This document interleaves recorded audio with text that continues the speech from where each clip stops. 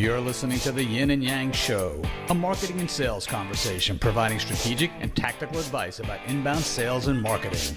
And now, here are your hosts, Lindsay Kelly and Brian Signorelli. Well, hello everyone, and welcome back to the Yin and Yang Show. We're excited to have you back again with us this week, as always. I'm Lindsay Kelly. I'm the marketing arm of this podcast, joined by my buddy here, Brian Signorelli.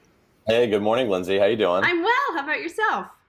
I'm doing fantastic. Good. Good to hear. Happy Friday. Happy Friday. I love that we do this on Friday. I look forward to this. I do. Too. I do. It's quite a big Friday, by the way. It is a big Friday. Are you going to be watching? I don't know. I will be. I will be. Do we want to layer politics into? No. Do we want to layer politics into our podcast? No. Let's just leave it at this. It's just going to be a lot's going on today. There's going to be a lot of news. Yes. Change of powers, so on and so forth. And I wish everyone the best. But we are still the same America, and no matter what, if we just support and see how things go, we will all be just fine. Because let's be real, one person is not going to make or break anyone, despite if you are a Republican, a Democrat, a Trump lover, a Trump hater, it doesn't matter. I think we are going to be fine. And, hey, it could be worse. We could live in Alaska, which right now apparently is in the negative 40s. So come on, people. Oh, you got my vote. I agree. I've always been rather apathetic when it comes to politics, which I'm sure people have plenty of opinions about, but I just couldn't let it go unsaid, because it's been what, 8 years since we've had a new president, obviously, and it's just a big day. It is a big day in U.S. history. It's only happened 40 some odd times. So here we are in history. In history. And what president is this? What president number is this? Do you remember? 46. 40. I was going to say 46 or 47. 45. I can't remember. Something like that. Yeah, exactly. So it's so bad. My daughter would be so ashamed of me right now. Yeah. I know. We're obviously failing civics right now. Yeah. But here we are. My brain is full of marketing. Exactly. We're not talking about civics. We're talking about sales and marketing. That's right. And if you guys were with us last week, we were talking about the sales methodology and the 4 stages. And so last week, Brian, what are the 4 stages? So the 4 stages are identify, connect, explore, and advise. And so we did the first 2 last week. So Brian covered in depth the identify and connect stages. And now we're going to be going through the explore and advise stages. And, for folks listening, just to kind of refresh your memory, this is part of the HubSpot methodology. And it is available for folks who are HubSpot customers to actually go through this training. And I had said last week, I have a sales team for one of our clients, actually, and they're a managed IT and copier dealership over on the West Coast. Their entire sales team is now inbound sales certified. And I think that is awesome. And some of them have actually even gone in now and done the inbound marketing training and gotten their certification there too. So very cool. Exciting Awesome. stuff. Yep. It's very, very exciting. That's cool. Yeah. One thing I was thinking about from last week, and I think it just popped into my head as you were asking about, the 4 stages of the inbound sales methodology. And I think it's important just to reinforce that each one of the stages matters, but it is a methodology. And so what I mean by that is, every business is going to be a little bit different in terms of the actual sales stages that they go through. So even though the methodology itself has 4 stages, it doesn't necessarily mean that your business should only ever follow 4 stages and say, okay, well, I have to identify, and then I have to connect, and then I have to run an exploratory call, and then I have to have an advisory call. But where does closing come into this? The connect, is that actually doing my prospecting work, or is it like a 5 or 10 minute connect call? The exploratory call, how long should it be? All those nuts and bolts, try not to worry yourself with or worry yourself about too much. That's what your manager's there for, or your VP of sales is there for, to figure out. And we'll certainly talk about that a little bit more in future podcasts, I think, in terms of kind of structuring a sales process and thinking through things like exit criteria, things along those lines. But I just want you to keep in mind that we're keeping it pretty high level right now. This is mostly conceptual, and feel free to kind of pick and choose or cherry pick the elements that you feel appropriate to maybe start injecting into your sales process now if you find it relevant. I love that. I'm glad you brought that up. And just a really quick real world practical experience that I've had with that is my VP of sales. And when he first came on our team, he came from our sister company, and he came over, and for 6 months, more than that, even longer than that, he literally just spent all that time training, learning this methodology. He printed out every transcript. He printed out all of the slides. And he actually made notes and aligned it to what his sales process was. And so, his target market was, dealer owner Dave. And Dave runs a copier dealership.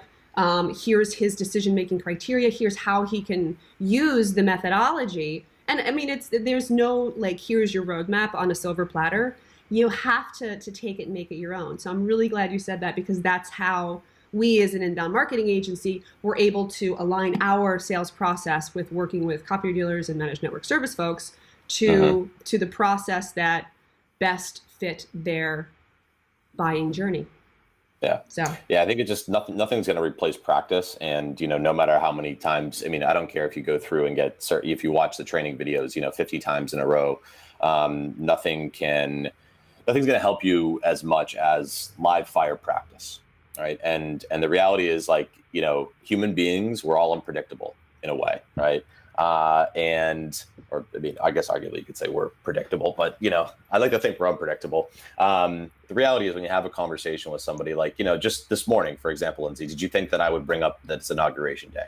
No. I had no idea I was going to do that. Right. Exactly. And so the same thing happens on sales calls. People go in different directions that you don't expect. Right. And so no matter how many times you think you have your script down, you think you have questions, the reality is it's never going to go the way you think it is. And I think your kind of tagline for the show, Lindsay, keep the conversation going, is really appropriate, because that's all that sales conversations are, is conversations. It's two people talking with one another. And I think the more that you kind of get out of your head as a salesperson, that you're trying to get to some goal, or that you're trying to sell somebody something, and instead you're treating this person like, first and foremost, a human being. And I think, second, ideally, that you're treating them like an old friend and asking genuine questions about what they're thinking, what's keeping them up at night, how they're thinking about solving a certain problem or challenge or getting to a goal.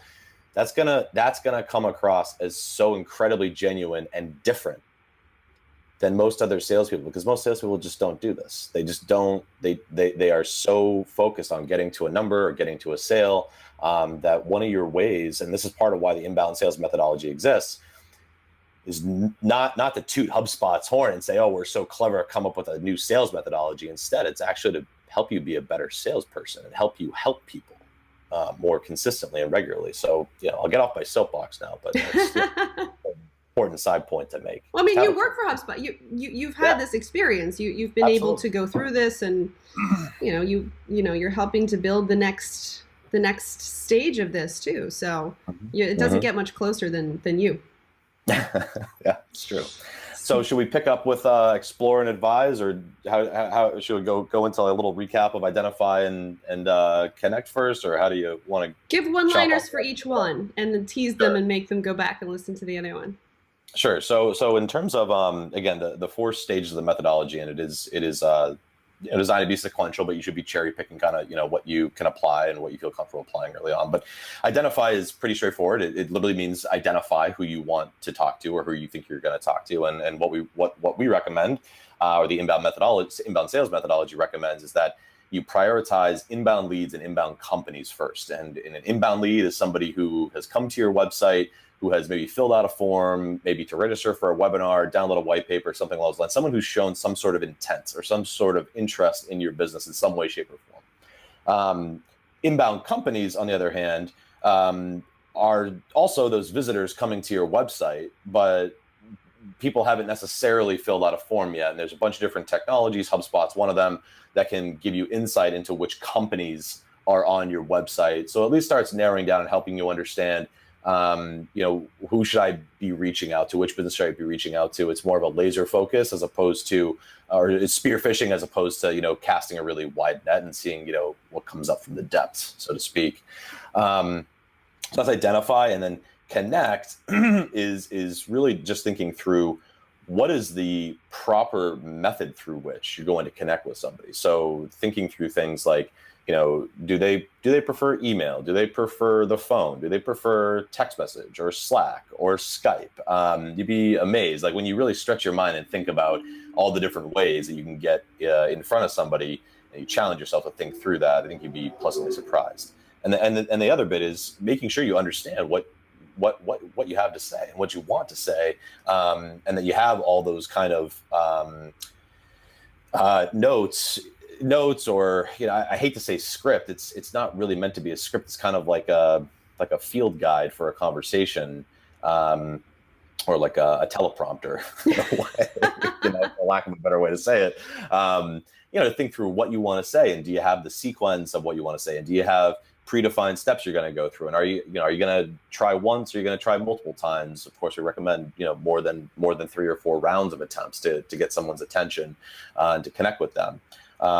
So I know that was way more than one line, but identify and connect is all about thinking about who you should be talking to, and then how you're going to engage them. Yep, exactly. Right. And so that was all we had time for last week. So this week we're going into the Explore. So it talks about your conversations, how your prospects feel. I love the emotional aspect of this stage too. Mm-hmm. Yeah. So this is, in my opinion, so the 2 back half stages of the inbound sales methodology are Explore and Advise. I personally recommend that you break these up into 2. These should be 2 separate conversations. It might even be 3 or 4 conversations. It kind of depends on your business, length of sales process, in person, over the phone, things like that. But the point of the exploratory call is this is typically the first in-depth conversation you're having with somebody. This isn't necessarily the very first time you get them on the phone or they respond to you over email, things like that. Ideally, an exploratory call should be, I'd say, at a very minimum, a half an hour long conversation, ideally at least 45 to 60 minutes. And the point of this call is to really get into, and I'll give you a little bit of additional color beyond what the methodology says. It's to get into 4 key elements of understanding somebody and their business. The sales methodology itself recommends you get into challenges, goals, plans, and timeline. Now, when I started as a rep at HubSpot, it wasn't CGPT, challenges, goals, plan, timeline. Instead, it was GPCT, goals, plans, challenges, timeline.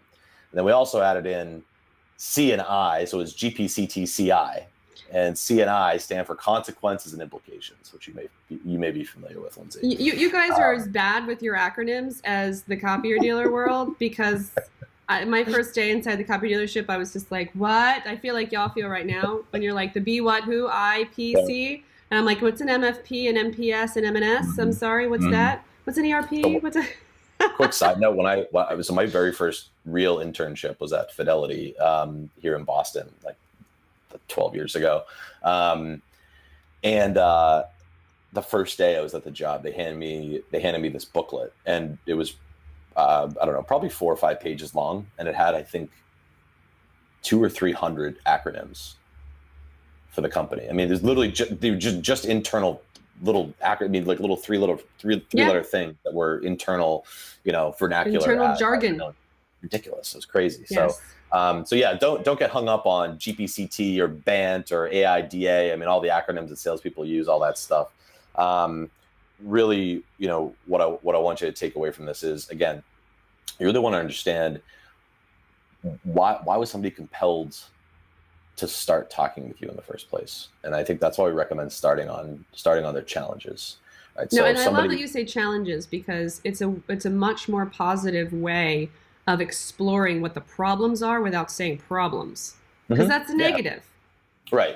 Right. I mean, and I think there's again, throwing out a bunch of these ideas for maybe future conversations, but I think there's something to be said about, what does a pain-based selling approach sound like versus a goals-based selling approach sound like? think there's, anyway, I'm kind of getting down a rabbit hole here, but the point is you should start with somebody's challenges. And I agree with you, Lindsay, that, you don't want to frame it as the end of the world. But when by the time someone speaks to you, they've typically already done about, 60-ish% of their research or due diligence in their buying process. So you need to figure out what exactly was it that they were researching and what led them to that and who drove that. And, when they're talking about their challenges, whose challenges are they? Are they this person's challenges and this person's alone? Are they applicable to the rest of the business? Did someone's boss say that these are his or her challenges and this person is the person you're talking to is the one that's doing the research work on it? It's just important to understand what problem someone's trying to solve, because if you can't figure out what that is and you can't articulate exactly, and it's not to say, that you're going to be able to help somebody, but without understanding their challenges, you can't understand whether or not your company's products or services are going to provide a proper solution. It's that simple. Like, if you don't have a clear understanding of what those challenges are, then you won't have an ability to make a proper recommendation. And on top of that, if you don't have a thorough understanding of those challenges too, you could end up with an extremely unhappy customer or bad fit customer for your own company. Because if your solution doesn't wholly address the challenges, or you don't understand the priority in which the challenge needs to be resolved, that's just going to lead to a bad outcome for everybody. So from a practical standpoint, can you give examples of some good questions you may have used in the past to position how to get a challenge out of somebody?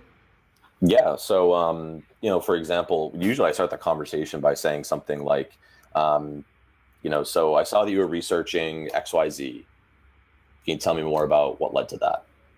Or I might say something like, what were you looking for help with? And, in HubSpot's case, they might have downloaded a piece of content like, how to generate more leads via social media, via Twitter, right? Or how to improve social selling, right? Buzzword of 2016. Right.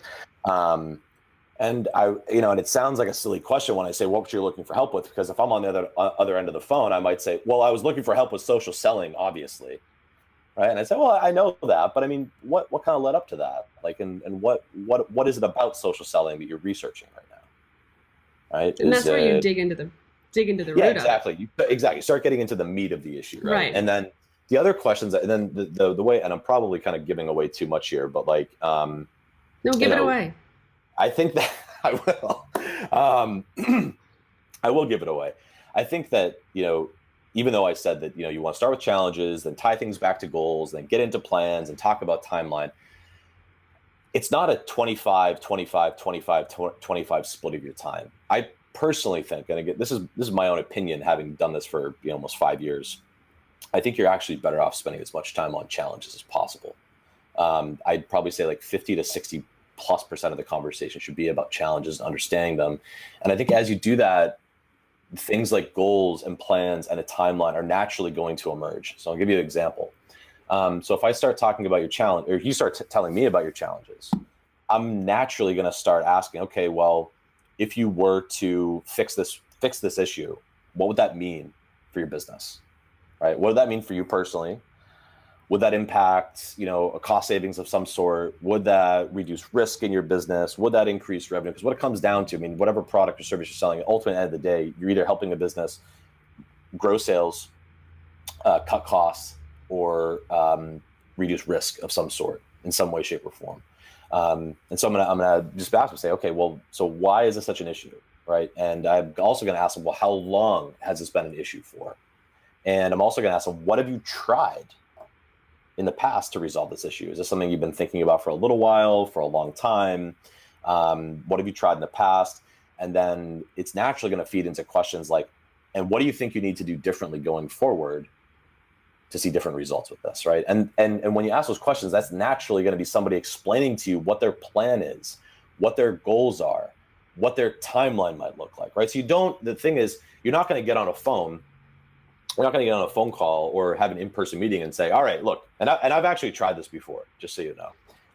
I've taken the kind of crazy man's approach to this. And I've literally said to a prospect before, okay, look, like today's call is going to be about goals, plans, challenges, and timeline. I'm going to ask you about all 4 of those things, and we're going to have a conversation about them. And that's how we're going to do an exploratory process today. Are you up for that? Right. And I tried to take like a really high energy approach to it. Didn't really work. I think they were caught off guard and they kind of played along. But the point is, it's a really fine balance between sounding scripted and asking really genuine questions. And I think that there's a way to get this information around goals and plans and timeline without sounding interrogating and without making someone feel like you're badgering them or asking, playing this game of 20 questions. And if you do feel that way, I think one of the best things you can do is just draw attention to it and say, hey, look, if I'm asking too many questions, will you let me know? Right? Or if I'm asking the wrong questions, will you let me know? Because I don't want to start this relationship off on the wrong foot, right? It's just kind of being really, really transparent about it. Everyone's going to have a little bit of a different style, but it's probably more information than I needed to share on a methodology or exploratory level call. Right. No, but I love that. And that even brings to light the importance, because I know it's a big deal with most sales organizations to do role playing and to practice. And as silly as it may seem, it works. You have to practice. Practice makes perfect. Yeah. So, I think that, the bottom line for the exploratory call is that, those are the 4 things you should be trying to gather. And once you gather them, you should have a pretty good understanding of what someone's trying to do and whether or not they're a fit for working with you. And hopefully, they should feel like you're a fit for them as well. If they're not, it's okay. That's why we have an exploratory call. Exactly. Right. But if, there is mutual agreement and, you had your first dance together at the middle school dance and you say, what, I kind of like that prospect and process. I kind of like that company, maybe we should have a second dance. That's how we kind of describe it, at least internally. We would then want to move into what's called the advisory stage of the inbound sales methodology. And I always liken this to going to a doctor's office as opposed to a middle school dance. Kind of silly, but the doctor's office analogy is this, right? So the first time you go to the doctor's office, that's the exploratory call. Doctor's going to go in, you're going to go to the doctor and say, hey doc, my knee's acting up. And the doctor's going to say, okay, well, where does it hurt? How long has this been hurting for? If I touch it here, does it hurt worse? What have you tried already? Are you taking any other medications? So on and so forth, right? That's the exploratory call. They're really trying to understand, in a way, goals, plans, challenges, timeline. Even though a doctor's, not really doing the same thing. Not driven by the band. Yeah, exactly. Not driven by band. And then at the end of that first appointment you have with the doctor might say something like, well, Brian, I think I know what's going on, but just to be certain, I want you to go down to the lab. I want you to have them do some blood work, and I want you to get an X-ray on your knee, just to make sure that there's no cartilage floating around there, blah, blah, blah, blah, blah, right? And then I want you to come back in a week after we get the results, review them together, and I'll prescribe, what I think the right solution is. Same exact idea with the advisory call. We call this the goal setting stage internally at HubSpot. Again, I think when we created this, we wanted to make it more broadly applicable because it's not always goal setting. I think advisory is kind of more all encompassing. And I think it also has the right tone and intention behind it as well. But the whole point of the advisory process is, first, the most important tactical thing you can do is actually recap what you learned on your exploratory call and share that with your prospect, ideally in the form of a nice short and sweet email. Right? So you might have an email that kind of outlines hey, here's what we talked about today. Did I miss anything? Did I accurately capture everything we talked about around your goals, plans, challenges, and timeline, or challenges, goals, plans, timeline, however you want to kind of organize that information. Right. You then use that information on the advisory call, or again, like I said, on the goal setting call, we call it HubSpot, and you literally start making a prescription of some sort. You'd be prescribing and say, based on what you share with me, based on what you're trying to achieve and what you're trying to overcome, and the timeline you have, and plans that you've thought of in the past, here's what I'd recommend you do. And oftentimes, and this is where you can really I wouldn't say get in a prospect's head, but I think this is where maybe, I'm going to blow up some salespeople's minds right now. The point of the advisory call is not to advise the prospect that your solution is the right fit. Dun, dun, dun. I just want to let that sink in. Okay. That is not the point of the advisory call. The point of the advisory call is to determine together whether or not there is a mutual fit. Okay. And I think that's where a lot of salespeople fall flat on their face is they go into this call, You're like, geez, like I've had a connect call. I spent tons of time prospecting. Then I finally got them on a call for 5 minutes. And then we had an hour-long exploratory call. I got to go for the close. This is ridiculous, right? Well, if you fall into that trap, you're just perpetuating being a legacy sales rep. If you want to change the way that you sell, you want to change the way that you do business with people, and you want to become a more valuable resource to them, you have to go into that last step, being okay walking away and actually advising and saying, you know what, I thought a lot about this. Here are the blockers standing in our way. I don't think this is a good fit at the time, and here's why, right? I'm telling you that just because someone isn't ready to work with you now, if you tell them that and you save them that headache of making the wrong investment at the wrong time, I guarantee that when the time is right, they're going to come back to you. They're not even going to talk to any of your competitors, and you're going to get that deal closed won no matter what. I've seen it happen tons and tons of times, and I've experienced it myself. Yep. And so think about what that's going to do also for your company. I mean, we go through this all the time where we get to this stage and all of a sudden we realize this isn't going to be a good fit. You're not ready for inbound as a dealership. You're not ready for it. And that's okay. One day you will be, because this is the way that it's going.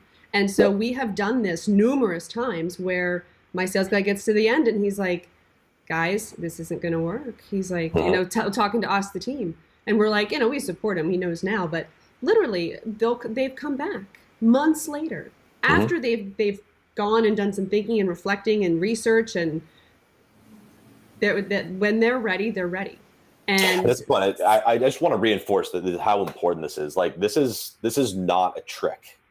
Okay, this is not going negative. This is doing the right thing. This is making a real advisory recommendation to somebody and saying, this is not the right fit for you right now, and here's why. Now, if that person comes back with new information that changes the situation, and they say, here's why it actually is the right time, and here's why I think you're wrong, Brian, or why I think you're wrong, Lindsay, and that information convinces you otherwise, then yeah, of course, proceed with the sale, right?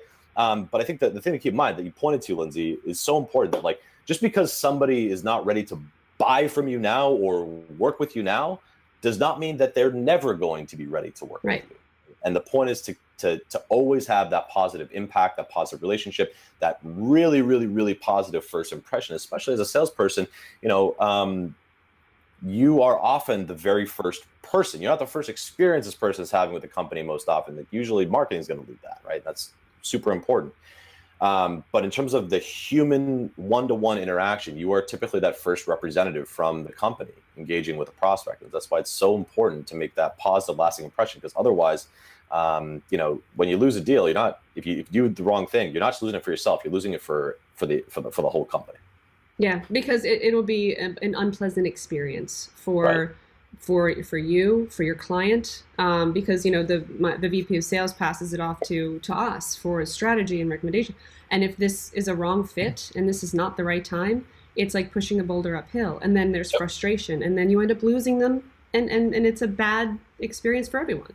Right. I mean, the one thing that you got me thinking about, and I know we probably got to wrap up because we're at our time here, but I guess I'll leave with a closing thought is, if you disagree with this approach, I would challenge you to think, are you more concerned with the negative feedback you hear from prospects and maybe from customers, if they had a bad sales experience with you, or are you more concerned with the feedback that you never hear?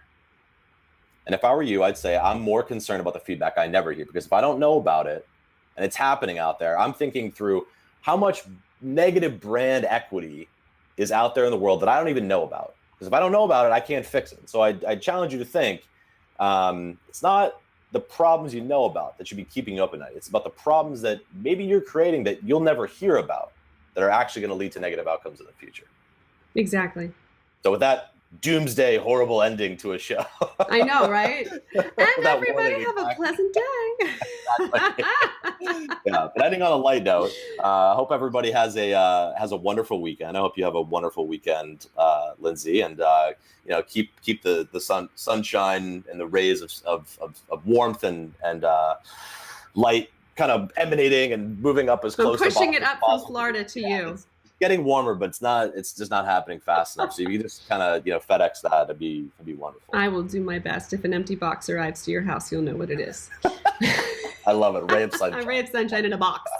So, exactly. Well, that's awesome. Well, folks, as always, hop over to iTunes, give us a rating if you like us. So don't say anything if you don't like us. No, I'm kidding. No, we want to know that. If you don't like us, tell us why. Because, hey, how can we fix it? We want positive brand equity out there.